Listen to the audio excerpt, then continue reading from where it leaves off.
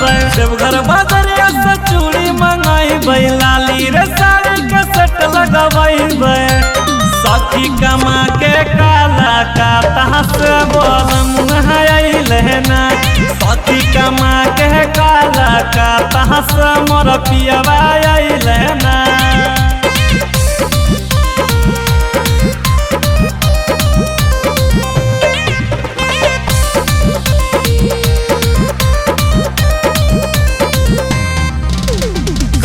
महीना पयल गए हो हमरा ले कुछ न लल गए हो कई महीना पयल गए हो हमरा ले कुछ न लल गए हो पिया के सारा कमाई उड़ैबै अपन सबक श्रद्धा पुरैबै पिया के सारा कमाई उड़ैबै अपन सबक श्रद्धा पुरैबै सखी कमा के काला का तहस बोलम लेना सखी कमा के काला का तहस मोर पियवा लेना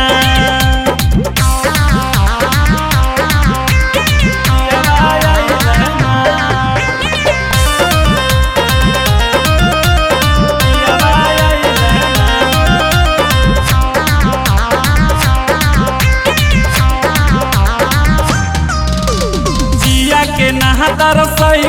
हो पिया के अपन मनैबै हो पिया के नहातर सही हो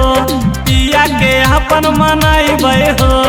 इहे जवानी में करबै यस हो सीधा साधा हमर नंदन सुरेश हो इहे जवानी में करबै यस हो सीधा साधा हमर रंजित विकेश हो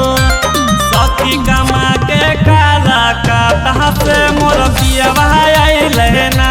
सखी कमा के काला का तहस बोलम लेना